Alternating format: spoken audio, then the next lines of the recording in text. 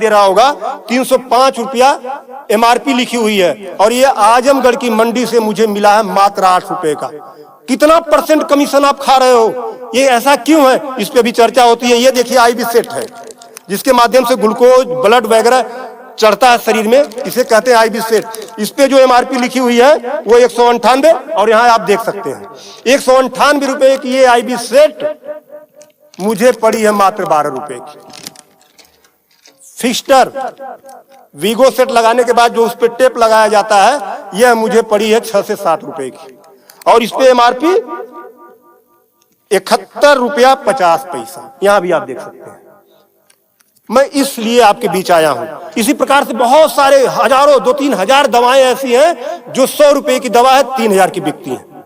Bicycle धागा जब आपका ऑपरेशन होता है, जिससे आपका सिला जाता है, वह 150 रुपए का आता है, उसकी एमआरपी 1045 रुपया आप यहां देख सकते हैं। उसी प्रकार से लंग एक्सरसाइजर 150 रुपए का आता है, जिसका प्रिंट रेट है 690 रुपया।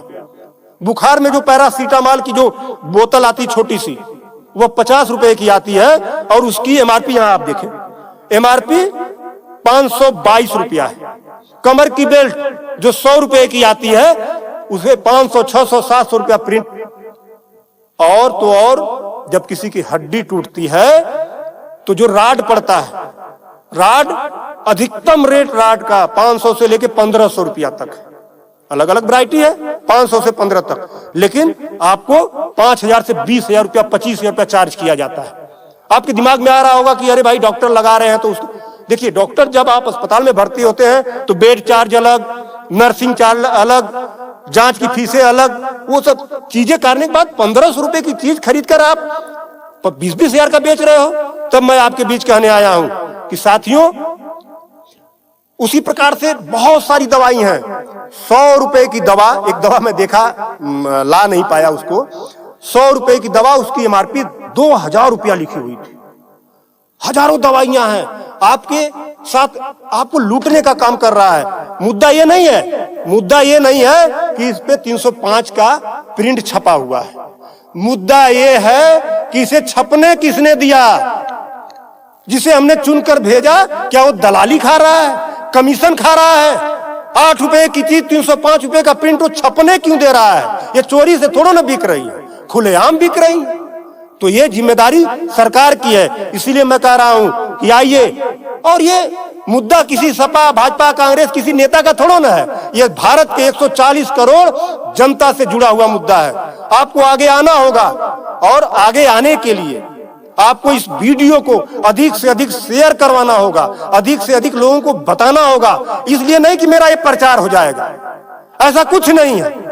इस मुहिम को जब ये वीडियो शेयर होंगे, सोशल मीडिया एक ऐसा प्लेटफॉर्म है जिससे सरकारें हिल जाती हैं। आज मैं इस चीज को लेकर आया हूं, ये जनता से जुड़ा हुआ मुद्दा है। जब आप मेरी इस बात को, जनता की इस आवाज को अपने इलेक्ट्रॉनिक गैजेट्स के माध्यम से आगे बढ़ाने का काम करेंगे, निश्चित रूप से सरकारें डरेंगी। और मैं तो कहता हूं, सरकारों को जनता से डरना चाहिए, जनता को सरकारों से नहीं डरना चाहिए। तब मैं आपके बीच कहने आया हूं कि आइए मेरे इस मुहिम को आगे बढ़ाएं।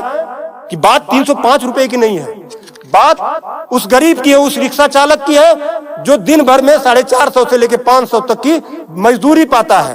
अगर उसकी तबीयत खराब हुई, वो बेहोश हो गया, उसके घर वाले किसी उसको अस्पताल लेकर जाते हैं, तो 305 रुपया वो अस्पताल केवल वीगो का चार्ज कर लेगा, फिक्स्टर का 71 रुपया चार्ज कर लेगा, और आईबी सेट का चार्ज कर लेगा।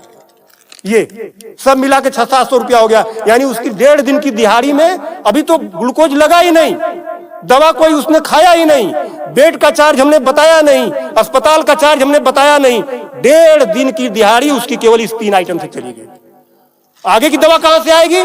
तब उसका बाप खेत बेचेगा, उसकी बीबी गहना बेचेगी।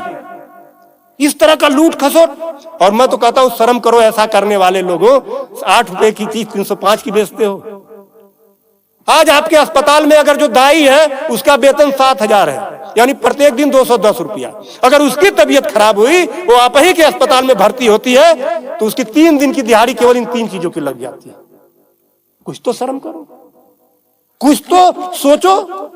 स्वास्थ्य, शिक्षा, सेवा का क्षेत्र है, लेकिन आपने इसे लूट का अड्डा बना दिया है। सरकारों के मिली भगत से ऐसा हो रहा है। तो मेरा निवेदन है आप लोगों से कि इस वीडियो को अधिक से अधिक शेयर करें ताकि